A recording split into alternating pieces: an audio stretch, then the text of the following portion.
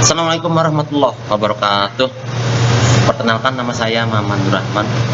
Tempat di mana saya mengajar adalah di SMP Negeri 1 Arjinangun, Kabupaten Cirebon. Saya mengampu pelajaran PJOK alias olahraga. Saya akan mulai dari pendahuluan dan latar belakang. Kementerian Pendidikan, Kebudayaan, Riset dan Teknologi atau Kemdikbudristek pada tahun 2021 mempunyai kebijakan untuk melakukan pemenuhan guru melalui seleksi pengadaan pegawai pemerintah dengan perjanjian kerja alias PPP atau P3K untuk JF guru.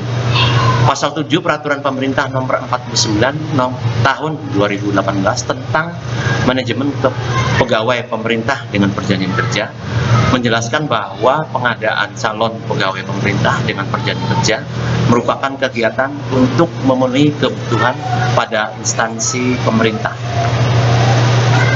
Maksud dan tujuan ada 3. 1. Untuk mengetahui tentang pelaksanaan pengadaan pegawai pemerintah dengan perjanjian kerja di Kabupaten Cirebon setelah berlakunya Undang-Undang Nomor 5 Tahun 2014 tentang ASN.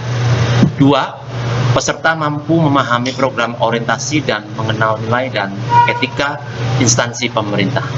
3. Peserta mampu mengaktualisasikan nilai-nilai dasar ASN yang berakhlak.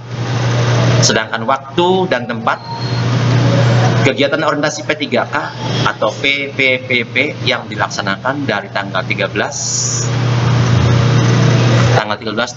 November sampai dengan 30 November 2023 di SMP N1 Arjinangun dengan e-learning Google Classroom.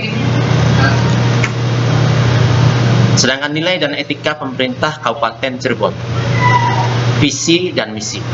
Visinya adalah terwujudnya Kabupaten Cirebon yang berbudaya, sejahtera, agamis, maju, dan aman. Sedangkan misinya adalah 1. Mewujudkan masyarakat Kabupaten Cirebon yang menjunjung tinggi dan melestarikan nilai-nilai budaya, tradisi, dan adat istiadat. 2. Meningkatnya kualitas hidup masyarakat melalui pemenuhan kebutuhan dasar masyarakat, peningkatan kualitas pendidikan dan pelatihan, kesehatan dan ekonomi. 3. Meningkatnya kualitas kehidupan masyarakat Kabupaten Cirebon yang senantiasa menerapkan nilai agama, budi pekerti, santun, dan beretika. 4. Meningkatnya produktivitas masyarakat untuk lebih maju dan unggul sehingga menambah daya saing di pasar internasional, nasional, dan regional yang didukung oleh peningkatan kapasitas aparatur pemerintah daerah. 5. Memelihara keamanan dan ketertiban umum untuk mewujudkan kondusivitas daerah guna mendukung terciptanya stabilitas nasional.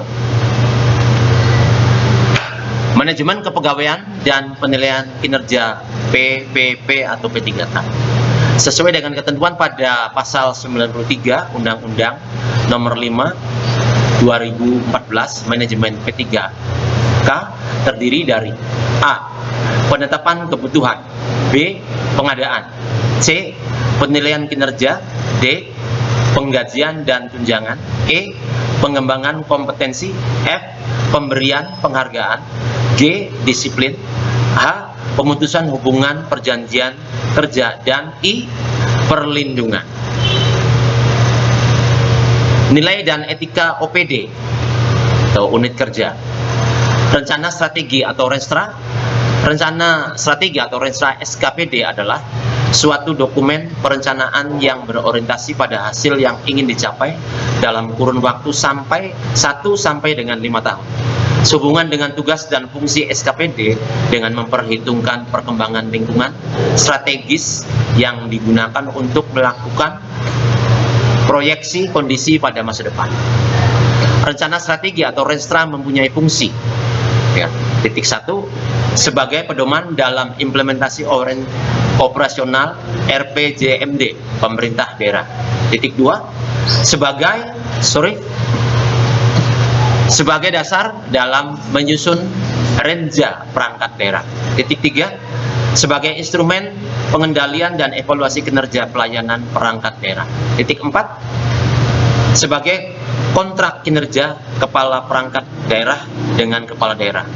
Dan yang terakhir, sebagai landasan dasar mengupayakan terwujudnya layanan kepada masyarakat sesuai dengan tugas dan fungsi perangkat daerah. Ya, SOTK dan OPD atau di unit kerja ada di slide.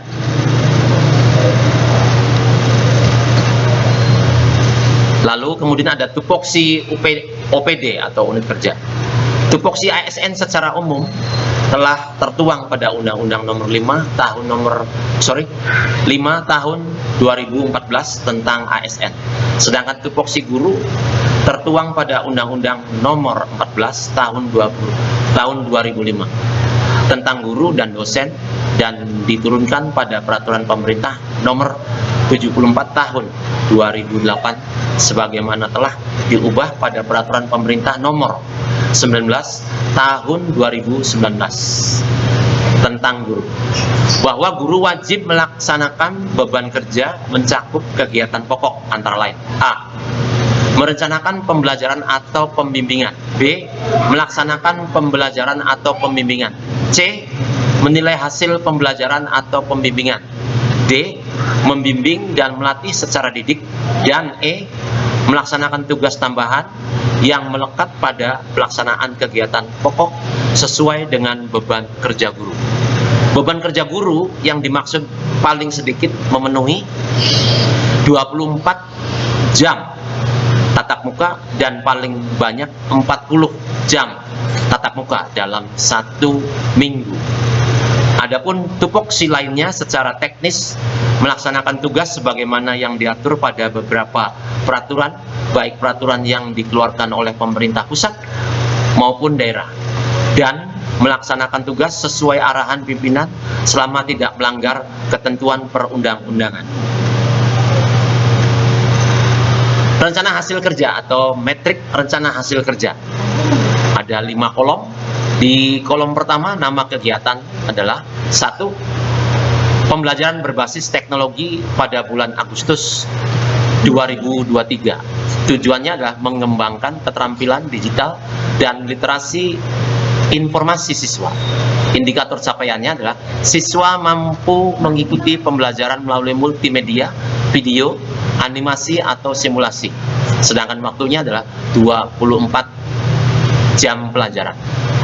Kolom kedua, nama kegiatan pembelajaran berbasis teknologi pada bulan September 2023. Tujuan kinerja mengembangkan keterampilan digital dan hasil literasi informasi siswa. Sedangkan indikator capaiannya adalah siswa mampu mengikuti pembelajaran melalui multimedia, video, animasi, atau simulasi. Sedangkan waktunya sama, 24 jam pelajaran. Kolom ketiga, nama kegiatan di bulan Oktober, pembelajaran berbasis teknologi. Tujuan kinerjanya adalah mengembangkan keterampilan digital dan literasi informasi siswa. Indikator capaiannya, siswa mampu mengikuti pembelajaran melalui multimedia, video, animasi, atau simulasi. Waktunya adalah 24 jam pelajaran. Di kolom keempat, nama kegiatan di bulan November tahun 2023, pembelajaran berbasis teknologi. Tujuan kinerjanya mengembangkan keterampilan digital dan literasi informasi siswa. Sedangkan indikator capaiannya adalah siswa mampu mengikuti pembelajaran melalui multimedia, video, animasi, atau simulasi. Sedangkan waktunya masih sama, 24 jam pelajaran. Sedangkan di kolom kelima adalah di bulan Desember tahun 2023, nama kegiatan pembelajaran berbasis teknologi. Tujuan kinerjanya mengembangkan keterampilan digital dan literasi informasi siswa. Indikator capaiannya, siswa mampu mengikuti pembelajaran melalui multimedia, video, animasi, atau simulasi. Waktu yang disediakan tetap 24 jam pelajaran. Penutup. Kesimpulan, ya, Satu, memberikan kesempatan kepada ASN P3K untuk melakukan pengenalan terhadap tugas pokok dan fungsi sesuai dengan tujuan rekrutmen. Rekrutmen 2, masa orientasi akan memberikan pemahaman dan pengenalan pada para ASN P3K pada tugas dan fungsi serta visi dan misi. Kedua, sebagai ASN P3K di lingkungan pemerintah Kabupaten Cirebon perlu diberikan pendampingan agar dapat menyesuaikan diri dengan nilai-nilai dan budaya kerja pemerintah Kabupaten Cirebon. Sekian dan terima kasih. Wassalamualaikum warahmatullahi wabarakatuh.